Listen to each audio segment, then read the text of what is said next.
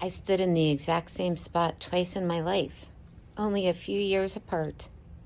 I was a completely different woman both times, and the experience itself couldn't have been more different. This morning, we're pulling into the port of Copenhagen. Hi, everyone, and welcome to Sunrise at Sea. Out here, we're still hours from land, just open water and a new day beginning. That quiet stretch of morning that never stops feeling like a gift. Watching a place slowly come into being, a little at a time, when I have absolutely nowhere else I need to be. There's something almost sacred about that stretch of time, before the day has asked anything of me at all. Let me take you back to the first time I was actually here, on land, because it's going to explain everything else I have to say to you today. It was my very first cruise ever.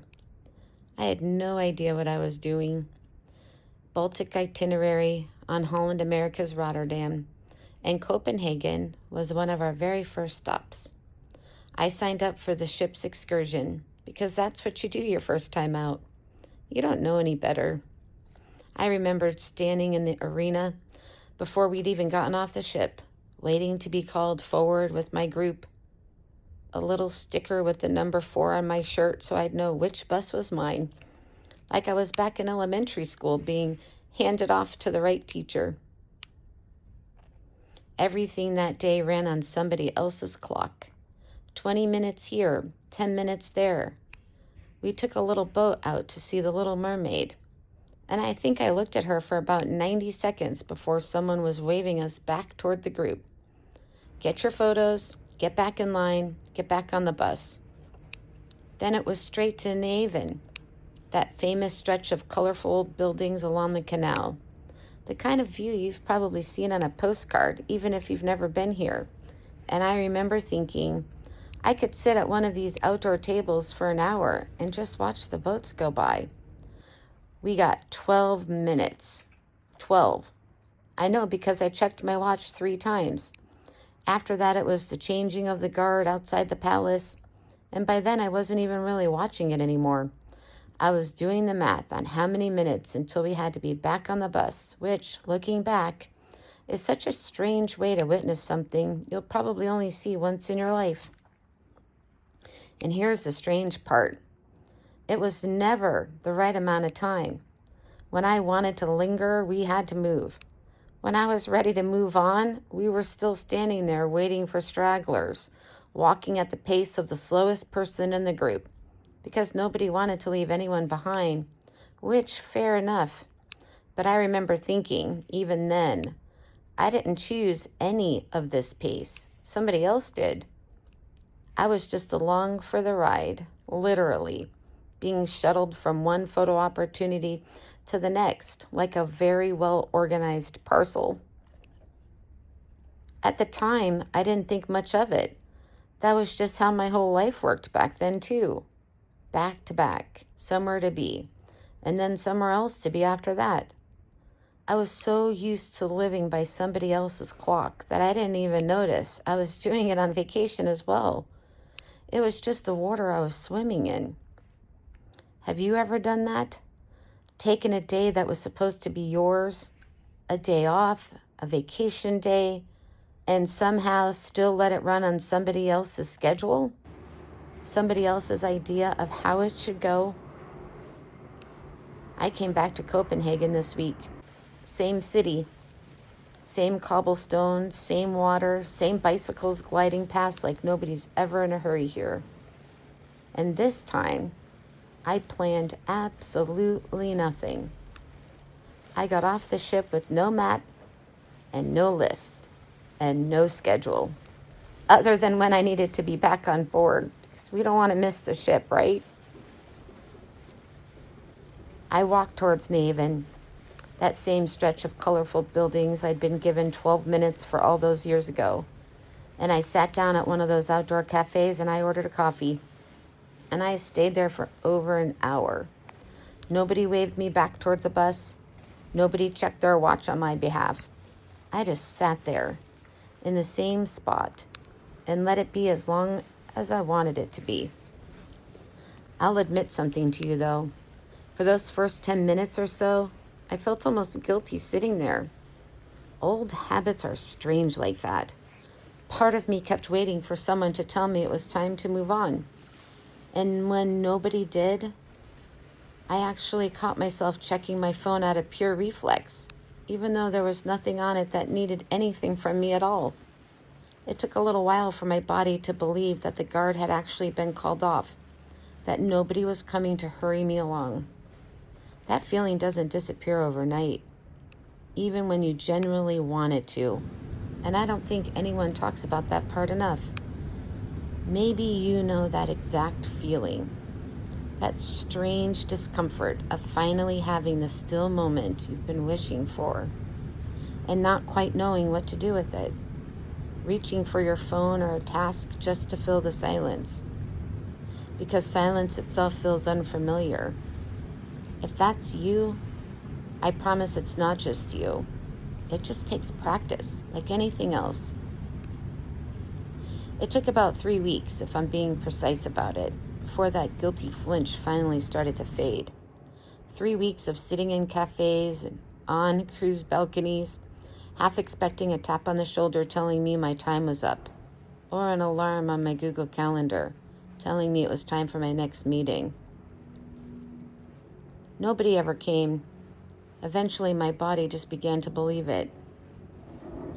So afterward, I wandered into a few shops, mostly just looking, not buying. And I want to be honest with you about that phrase, window shopping, because I think a lot of us forget it's actually allowed. You're allowed to pick something up, turn it around in your hands, admire it, and put it right back down, just because it's pretty, just because it caught your eye. I found this little beautiful ceramic bowl in one shop, held it for a good 2 minutes, beautifully handmade, and set it back down and walked out empty-handed. And it didn't feel like a loss at all. I didn't buy a single thing that day other than my coffee. It was still one of my favorite mornings in weeks. What really got me, though, was the pace of the city itself. People here bike to work like it's nothing. Whole families with back-to-back bicycles, helmets, but no rush. People sit outside in cafes in the middle of a Tuesday morning, and no one looks like they're late for anything. There's actually a word for it here. Hygge. And it doesn't really translate cleanly into English, but the closest I can get is this. It's the idea that contentment lives in small, unhurried, ordinary moments, not in the big flashy stuff. A candle, a coffee, a slow walk with nowhere urgent to be. That's it. That's the whole philosophy. And this entire city seems to have quietly agreed to live by it. And walking along that same waterfront I've been rushed along years ago, I realized something. Was time moving slower that day? No. Was it moving faster the previous time I was here? Also no. It was just irrelevant. I wasn't racing it, and I wasn't waiting on it. It had simply stopped being the thing in charge of my day. Same place, 2 completely different women standing in it. I think about that a lot now, actually, in ways that have nothing to do with Copenhagen at all. I don't set an alarm clock anymore, unless it's a disembarkation morning, because oversleeping through customs is a genuine nightmare I've actually had more than once. The kind of dream that jolts you awake with your heart pounding, even though nothing actually happened. But even on the mornings I do set an alarm, I find myself waking up before it goes off.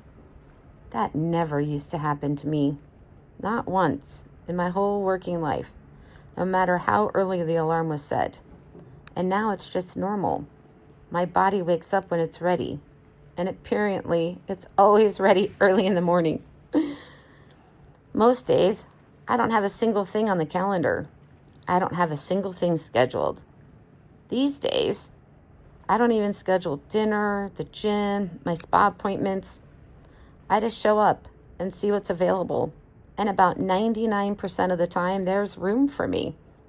Maybe I wait 10 minutes. That's about it. Sometimes I decide at 8:30 in the evening that I'm suddenly hungry for dinner when I wasn't back at 5:30. And I just go. And nobody bats an eye. Same with the workout. Same with the massage. I might decide the moment I wake up instead of 2 weeks in advance, the way I used to book absolutely everything. And I have to be honest with you, the version of me that lives by, if you're not early, you're late, is still very much in there. Being late is a genuine pet peeve of mine. It makes my whole body tense up a little. And that's just how my brain runs, and it probably always will. But I'm learning there's a real difference between being where you need to be and needing every single minute of your day accounted for in advance, color-coded and confirmed weeks ahead of time. Maybe your calendar still runs your life right now. Every hour blocked out, every minute spoken for. Sometimes more to-dos than time, even before you open your eyes. I'm not telling you to burn it down. I know most people can't just walk away from a schedule the way I did. I'm just telling you there's another way to live inside a day, and it's been sitting right here waiting for me the whole time. It might be waiting for you too, in whatever small corner of your week you haven't noticed yet. So here's what an actual unplanned morning looks like for me now, because I think the specifics matter more than the idea. I wake up, take a few sips of water that's usually sitting right on the nightstand, and the very first thing I do, before anything else, before picking up my phone, before even really being fully awake, is I open the balcony curtains. Every single day my view is different. Sometimes I'm already facing full sun, like up in Norway and Iceland where the sun never set. Sometimes it's still dark, like when we're sailing in the wintertime. And I get to watch the whole thing happen.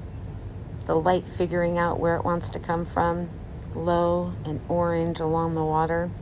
And every single time, without fail, I feel this wave of gratitude wash over me. How lucky am I?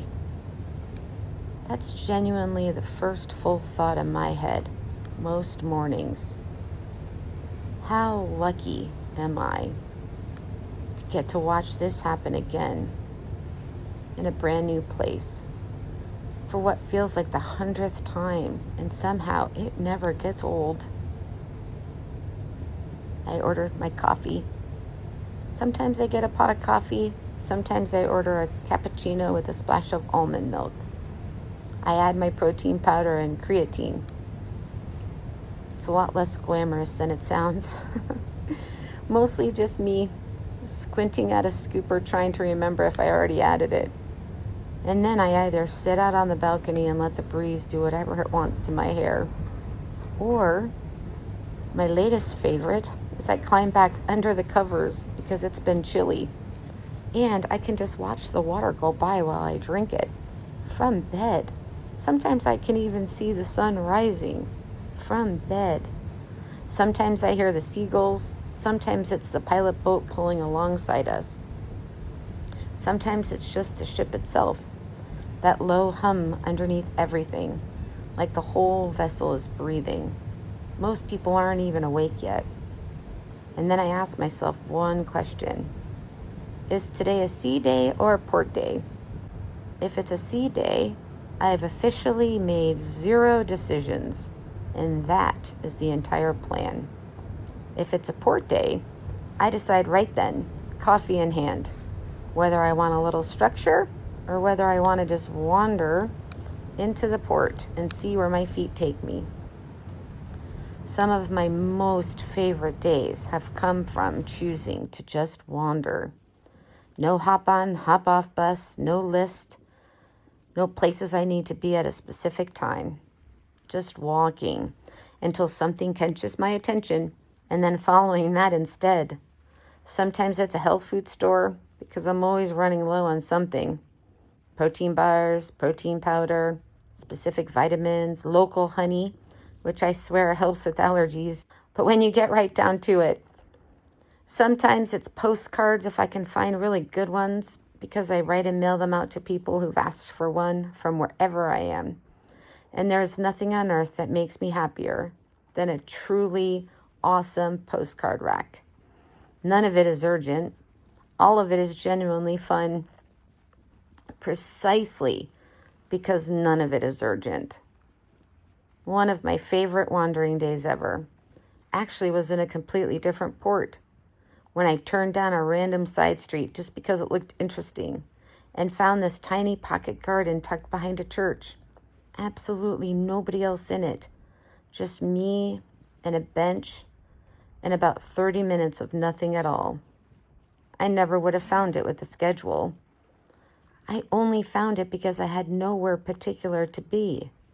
Which brings me to Diane. I actually met Diane a while back on a different ship, the Star Princess, and we became fast friends the way you do sometimes out here on the open sea, over a shared table at dinner one night. She's almost living this life full-time too, hopping ship to ship the way I do. So there's this instant shorthand between us, the sense of, oh, you get it. You're doing this too. I ran into her again a couple days ago on this cruise, just in passing, on my way to a solo travelers event. Quick hello, both of us headed somewhere. The kind of wave you give someone across a hallway. And then on the morning I was actually leaving the ship, there she was again, in line at the International Cafe on Deck 5. She was headed off to explore the port on her own.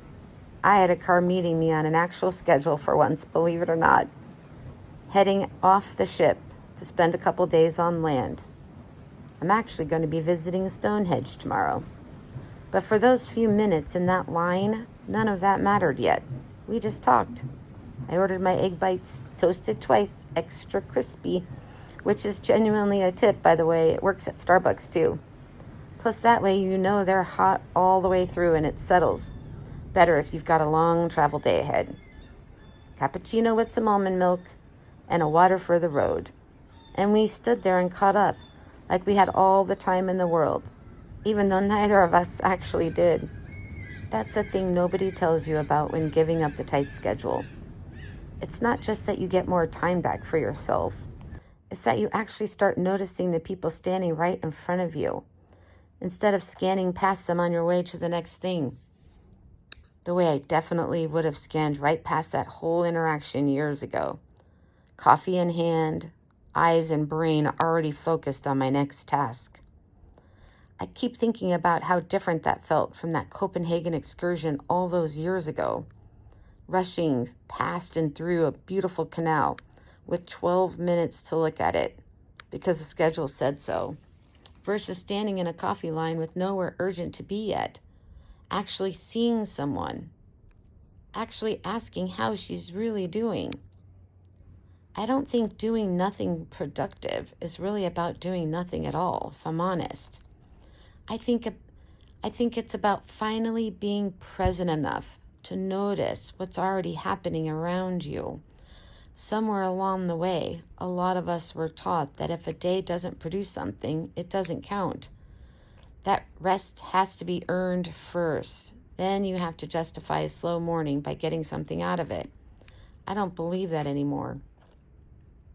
Some of my richest days out here are the ones where I couldn't tell you a single thing I accomplished. Not one thing on a list. Not one box checked.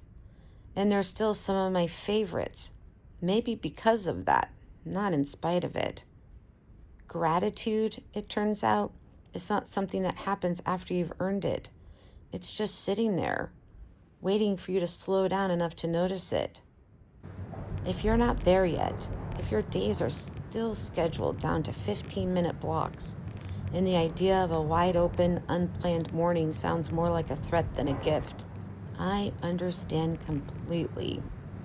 I've lived there for most of my life, and honestly, some part of me still lives there, checking my phone out of habit at an empty cafe table.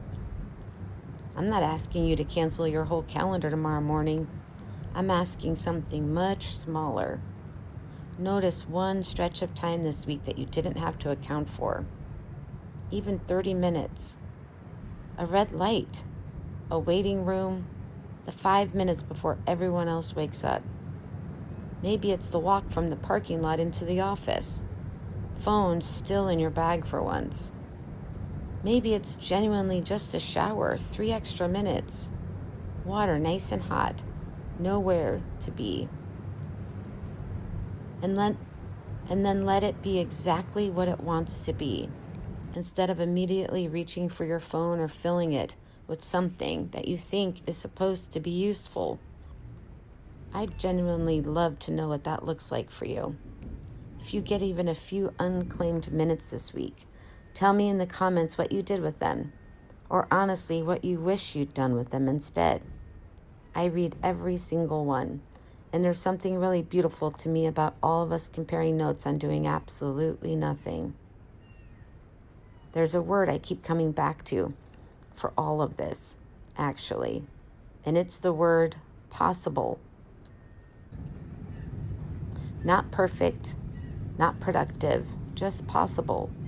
The morning is possible before it becomes anything else, before it becomes a to-do list, before it becomes an accomplishment. It's just this open, quiet, possible thing. And I think that's actually the whole gift, if we let it stay that way, even for a few minutes. That's true whether I'm watching it happen from open water, hours from anywhere, or whether you're watching it happen from your own kitchen window. The morning doesn't know the difference. It shows up open either way. Copenhagen taught me something twice. The first time, I didn't understand the lesson at all. I was too busy checking my watch, trying to stay on the excursion schedule. This time, standing in that same spot, only a few years later, with the exact same view in front of me, and as a completely different woman, looking at it, I finally did. Time is not something you have to outrun, and it is not something you have to wait on either. Some mornings, most mornings, the most productive thing you can possibly do is let it stop being in charge. Take good care of yourself this week. I'll see you next Sunday from wherever the sea takes us.